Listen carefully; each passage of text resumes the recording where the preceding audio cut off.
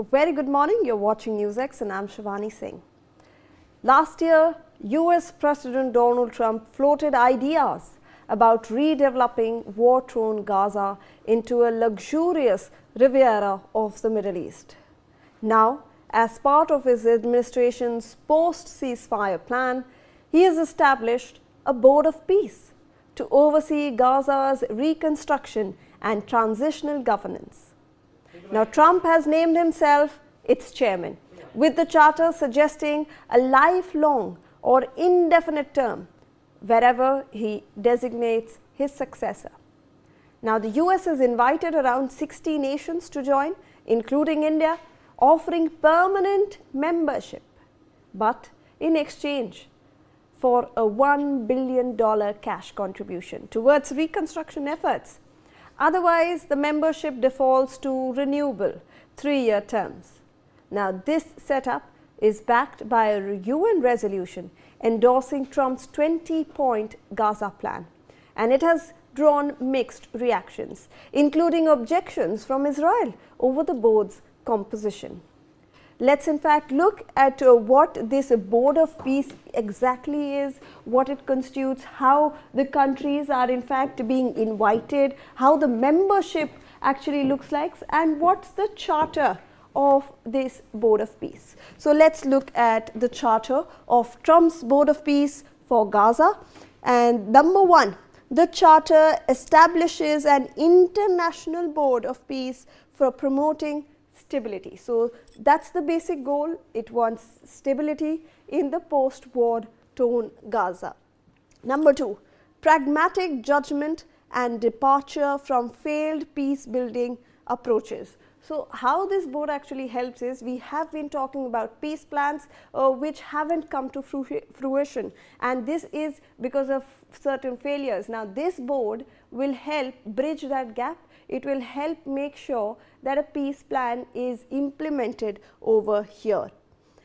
Number three, to restore law or governance and disseminate them to nations seeking lasting peace. So now the charter is talking about law, governance and lasting peace among nations that actually seek it, and that board will actually help make sure that it's there.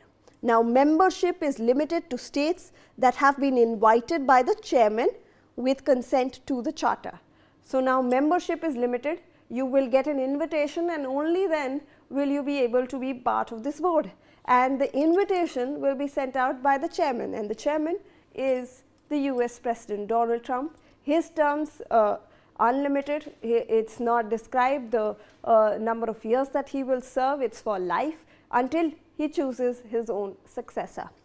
Number five, the charter actually promises 3-year terms of members renewable by the chairman. So obviously, if you have a temporary membership, you get it for 3 years. It's renewable if the chairman allows it.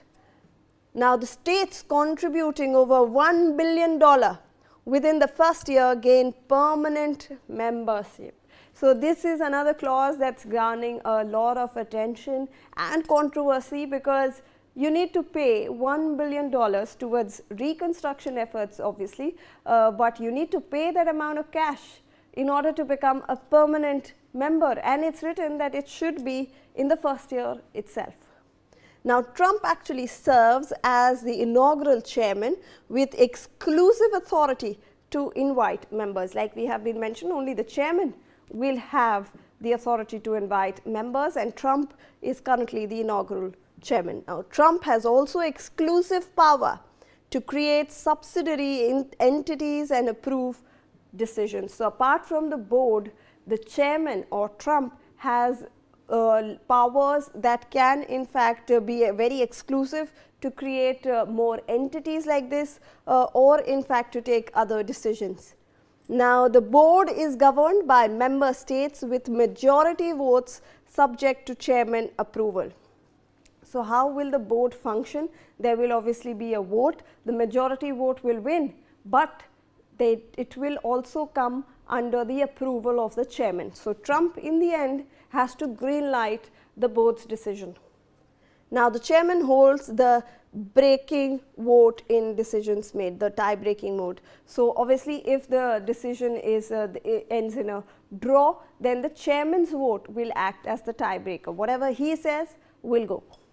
Now, the executive body selected by the chairman implements the mission. So, there is an executive body as well that has been selected by the chairman. They will implement all the decisions that are being made, and the executive board makes decisions subject to the chairman's veto and reports quarterly. So, the executive board reports to the chairman quarterly. So, every 4 months it will report to the chairman with what decisions have to be implemented on ground, and they are subject to the chairman's veto. Now, funding comes from member states' contributions, organizations and other sources. So, how will this board actually fund itself?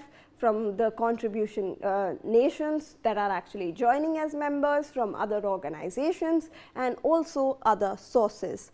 Now, it also provides legal personality privileges, immunities and amendment procedures. So, in its charter, the Board of Peace has also included all these provisions. Now, the charter allows dissolution of the board at the chairman's discretion. So, if the chairman wants, he can in fact dissolve the board as well.